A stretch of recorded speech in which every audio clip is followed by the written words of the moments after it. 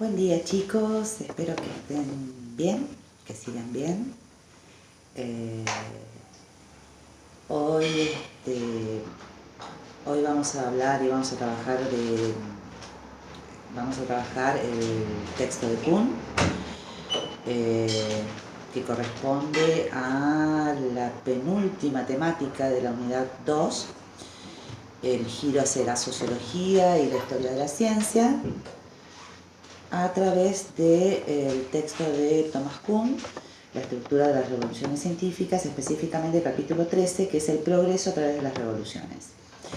Con este texto y este tema abordamos el penúltimo de los temas y autores de esta unidad 2 y que se corresponde precisamente con el fin del primer cuatrimestre y el inicio del receso invernal.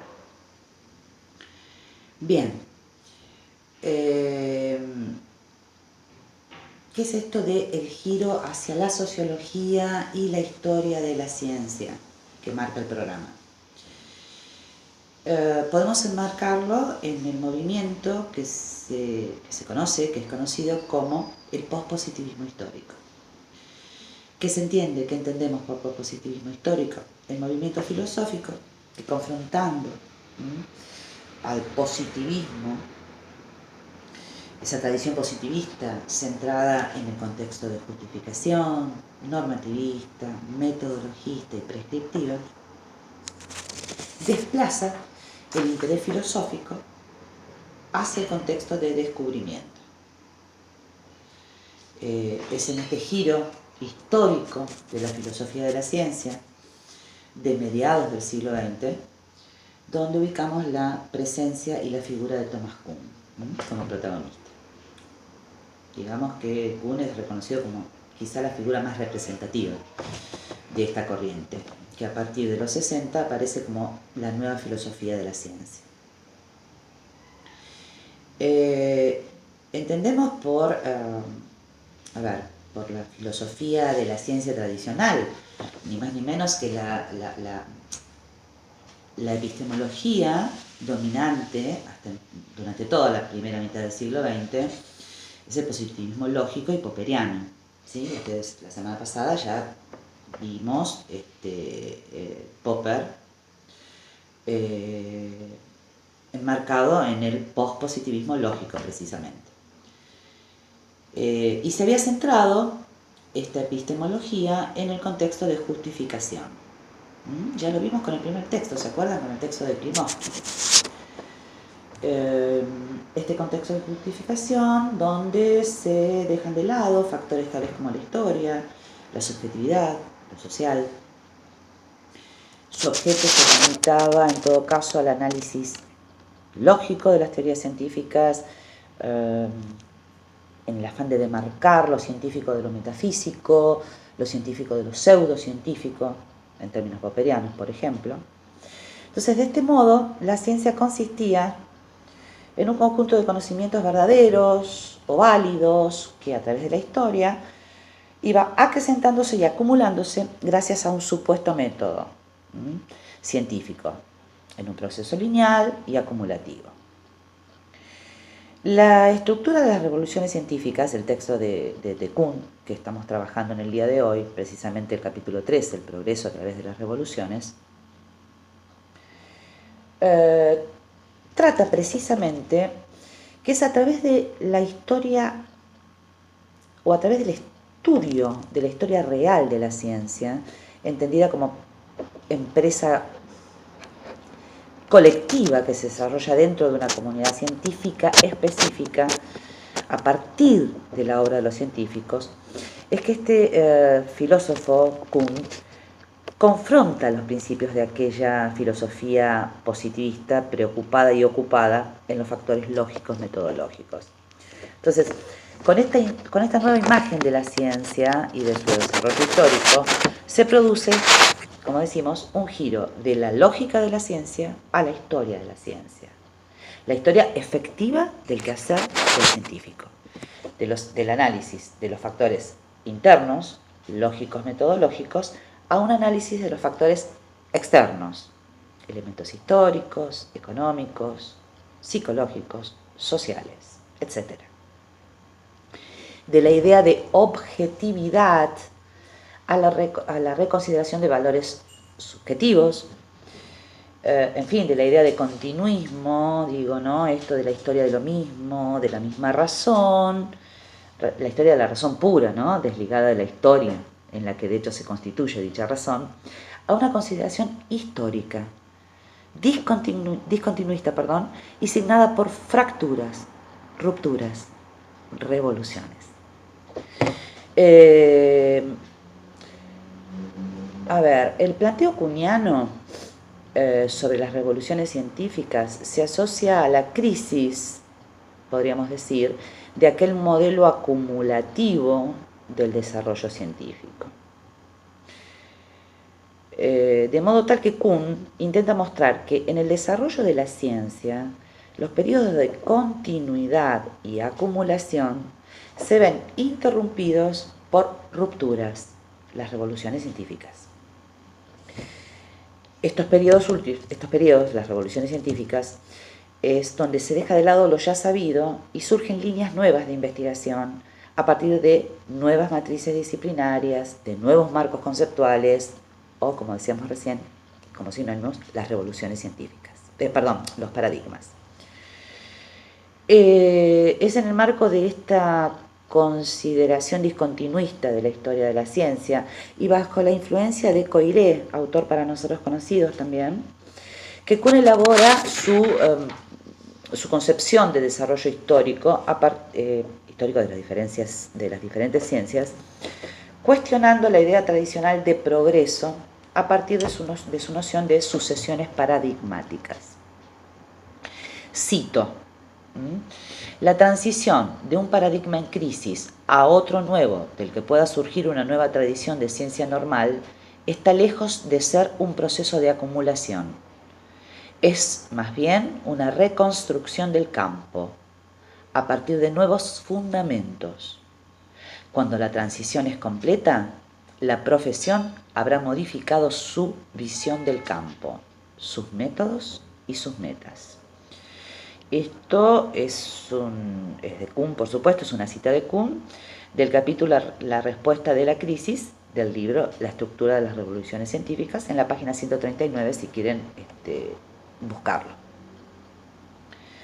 Entonces, decíamos, a ver, la historia de la ciencia aparece ligada ya no a un proceso de acumulación de hechos y datos científicos, ya no a los procedimientos lógico-metodológicos de validación de las teorías en un supuesto camino lineal y continuo hacia una verdad.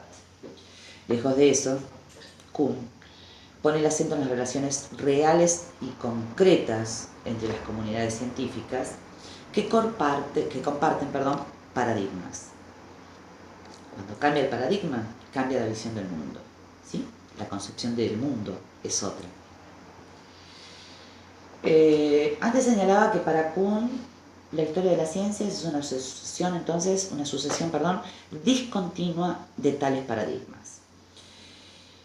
De esta manera podemos, si ustedes quieren, apreciar que la noción de paradigma reviste en Kuhn una importancia fundamental, ¿no? Es un papel central, en tanto modelo conceptual que cualquier comunidad científica cree aceptable y verdadero durante un determinado periodo histórico. Periodo que Kuhn denomina ciencia normal. Dicho paradigma, a su vez, entra en crisis cuando deja de tener más respuestas, explicaciones para los nuevos problemas.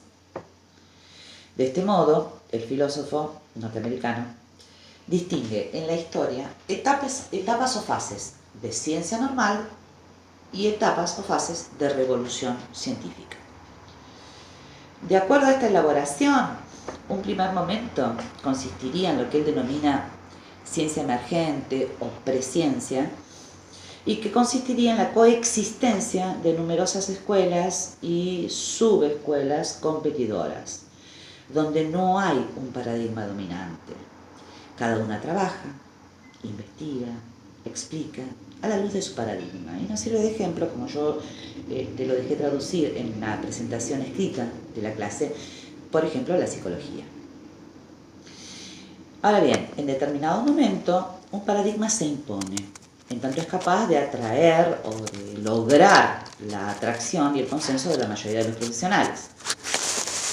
Decimos entonces que se instaura un nuevo paradigma. Se inicia así un periodo de ciencia normal. Los científicos, podríamos concluir, afrontan y resuelven enigmas, problemas que en principio tienen solución dentro del paradigma. Ahora bien, no significa que este paradigma resuelve siempre todos los problemas, ¿eh? De hecho, oponen resistencia para su resolución ciertas anomalías. Cuando surge una acumulación de estas anomalías o problemas que no encuentran solución desde el paradigma o a la luz del paradigma vigente, la comunidad científica se enfrenta al inicio de lo que conocemos como un periodo de crisis, de ciencia no ordinaria o ciencia extraordinaria en términos kuhnianos. Es decir, se inicia una revolución científica. Entendida para Kuhn, cito nuevamente, como aquellos episodios de desarrollo no acumulativo en que un antiguo paradigma es reemplazado completamente o en parte por otro nuevo e incompatible. Esta cita es del capítulo Naturaleza y necesidad de las revoluciones científicas del mismo libro, La estructura de las revoluciones científicas, en la página 149. Una vez instaurado el nuevo paradigma, se inicia de nuevo un periodo de ciencia normal, recomenzando el proceso descrito antes. Finalmente, creo que es importante retomar lo que desarrolla Kuhn sobre el final del capítulo, que tiene que ver con este filósofo no solo desmorona la noción acumulativa, ¿sí?, de progreso, sino también la concepción de que la verdad es el fin al cual se acerca indefinidamente el conocimiento científico. ¿Por qué? Porque los nuevos paradigmas no son mejores o más aproximados a la verdad, a una posible verdad, que los anteriores. En todo caso, se presentan como más efectivos o más aptos para la solución de problemas. En este sentido, no hay progreso epistemológico, sino biológico, al modo de la evolución darwinista, ¿no? Unidireccional, irreversible. Es como señala el autor sobre el final del capítulo, ¿no? Las revoluciones se dan como rupturas con lo que conocemos, y no hacia lo que conocemos. De modo tal que la racionalidad y la verdad en ciencia se construyen y reconstruyen históricamente. Bien, hasta acá mi presentación nuevamente. Espero que les haya sido útil. Y bueno, vamos a trabajar ahora con la profesora Karina. Cuídense mucho y espero que sigan bien. Un saludo para todos.